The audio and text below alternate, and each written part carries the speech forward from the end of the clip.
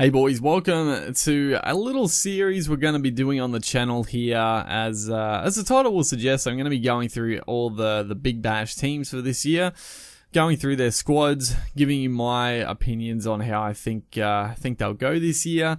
I'll be talking about like their recruiting, who they've gained, who they've lost, all that sort of good stuff. There's probably still a few, like I'm doing it fairly late. I mean, the season is fairly soon underway. Obviously, the women's has finished just recently. The Heat have won once again, which is good to see. So yeah, the men's Big Bash year is almost away. So yeah, this is, like I said, I'm sure there'll be a couple of new recruits. There'll be a few changes here and there, but these are pretty much the up-to-date squads. So we'll go through them. First off the list is going to be the Adelaide Strikers. I'll go through the full. Yeah, I'll go through the full squad here. So we got Wes Agar, Alex Carey, Harry Conway, Travis Head, Rashid Khan, Jake Lehman, Michael Nisa, Harry Nielsen, Liam O'Connor, Phil Salt, Matt Short, Phil Salt. Actually, that's funny. Just a little.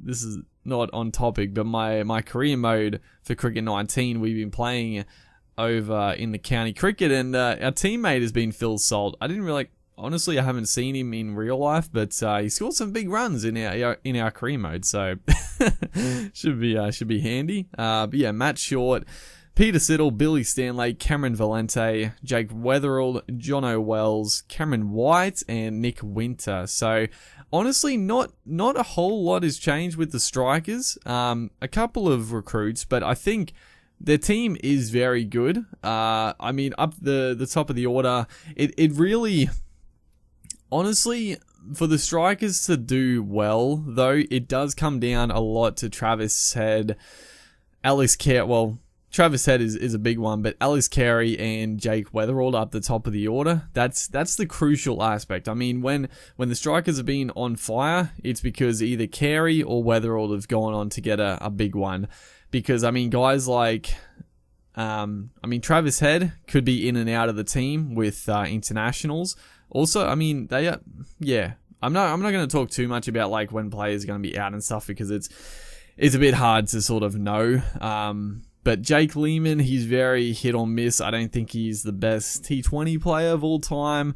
The rest of their batting, I mean, they got some decent middle order, like all round. I mean, Michael Nisa can hit a ball. Cameron Valente. Jono Wells I think he's actually very underrated as a T20 player. He just gets in, he's busy, doesn't get bogged down too often, and he can hit a big ball. But a couple of their recruits, Cameron White, is that a good recruit? I mean, Cameron White in his day, one of the best shorter format hitters in the world, but he sort of struggled a bit the last couple of years to really be able to get on top. Like, he can still hit a big ball, but I feel like the last few seasons he's been a very sort of 100 strike rate batter, and in the middle order you sort of need that big hitter to really be getting 150 plus strike rate. Who knows? Change of scenery. Cameron White could find some of his previous best form, but we'll see what happens with Cameron White. Matt Short, another one. He had a couple of, he had a couple of really good games. When he first came into the Strikers team, and I saw a couple of his first games, I was a bit hesitant. I actually thought, why is he in the team? Because he didn't look very, very good. But he had a couple of very good knocks as I bumped the microphone. So Matt Short, I think he's been doing pretty well in the domestic scene as well this year. He's been scoring some runs. So yeah, he's one to look out for. And then in the bowling stakes, I mean, Billy Stanley, very good shorter format bowler. Peter Siddle, as much as I don't really like Peter Siddle, he performed really well in T20 last year, which was honestly a big shock to me. I actually thought Peter Siddle would get carded in the Big Bash, but I don't know, just that back of a length stump to stump bowling that Siddle does. Like, he was just tough to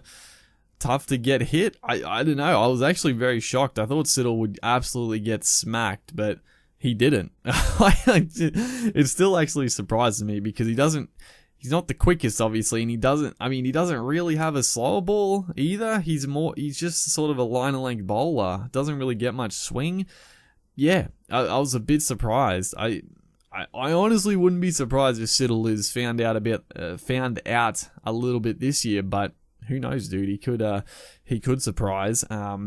And then Rashid Khan, obviously superstar. You know, the spin option is key. Can also, he scored some very handy runs for the Strikers in previous seasons as well. So Rashid Khan, huge bonus again for them. Liam O'Connor, another spinner there. He's decent. He's a little bit. I feel like O'Connor is not the best suited to T20 because he is he's a guy that does give the ball a little bit of flight. If he's getting good spin and the wicket is turning, obviously that's good. But let's be real, the T20 pitches are usually fairly batter friendly. So a spinner that's giving the ball good flight is just sort of bound to get smacked around. But he gets some wickets for sure. And then Phil Salt, I think he's the only other international player. Yeah, I think he's the only other international. I'm not too sure. I honestly haven't seen much of Phil Salt. Although we do, the article, he does actually have some stats. So Phil Salt latest T20 statistics in the Vitality T20 England T20, what am I trying to say? the England equivalent of the Big Bash, the Vitality T20. Why the fuck was that so hard? But he did very well, actually. He scored 406 runs, high score of 78 not out, average of 36.9, and a strike rate of 161. So, I don't know. England does seem to churn out a bunch of good T20 players, but honestly, if we look back, have that many of the England contingent come over here and done that well? Obviously Owen Morgan. Even Owen Morgan, he had some stellar innings, but I feel like for the quality of Owen Morgan, I don't think he was that good for the Thunder his time here. Josh Buttler was up and down. Luke Wright years ago was fairly average. We've had others like James Vince, Michael Carberry. There's been a lot of England players that have come out with pretty high raps. There'll be another guy in another team coming down the list in another video. What's his name? The big fella? Oh man, I forgot his name, but he's very highly regarded. I can't think of his name, dude. But regardless, yeah, it looks like Phil Salt is he can hit a ball. So yeah, that's pretty much that. I'll go through quickly. The last thing we'll talk about here is the ins and the outs for this year, and the ins: Cameron White from the Renegades, Phil Salt from England, and Harry Conway, the absolute wanker from New South Wales. Disregard him because he's useless. But the losses, they lost Colin Ingram, who that's a big loss because Ingram, he was another guy that started a little bit slowly, but boy oh boy, he got them out of a few holes and he could smack a ball. He's a massive loss. Ben Lachlan, who's gone to the Heat. We'll talk about that when we talk about the Heat video, but big signing for the Heat, but it's another big loss. Lachlan, it's funny because Lachlan, I do sometimes feel like Benny tries a few too many different deliveries, and it can seem like he bowls really well for his spell, but then you look at the end of the night and he's gone at like 10 and over. He's picked up a couple of wickets, but he's gone for like 40 runs. And I feel like he tries just a little bit too many varieties at times. I think if he just bowls like a couple of, his like really good slower ball that drops drastically and then just your on pace ball, I think he'd be a lot more effective rather than trying like too many different stuff. But he is a big loss for the strikers, because he always, and that's the other thing, like he went for a lot of runs, but he always bowled those death overs, so it's going to be hard to replicate that sort of, death bowling ability, but also the wicket taking ability. And then they've also lost David Grant, Michael Cormack, and Josh Pengoli. Don't think they played at all, so yeah, I think the strikers again are in for a good season. It'll come, like I said, it'll come down a lot to how Alex Carey and Jake Rutherford go up the top of the order. If one of those guys get close to 100, they're going to have a great season. If both those guys have a bit of a shocker, the strikers are going to struggle, I think, because I think their middle order might be a little bit weaker, although we'll see how Phil Salt and Cameron White especially go.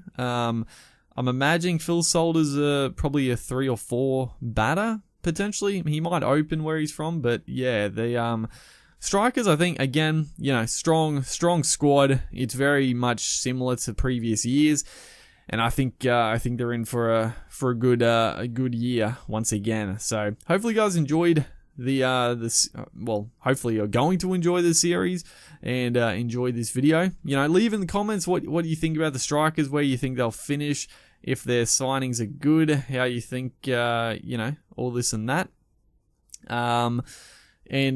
Yeah, hopefully you guys will tune in for the next one. I'll see you guys later.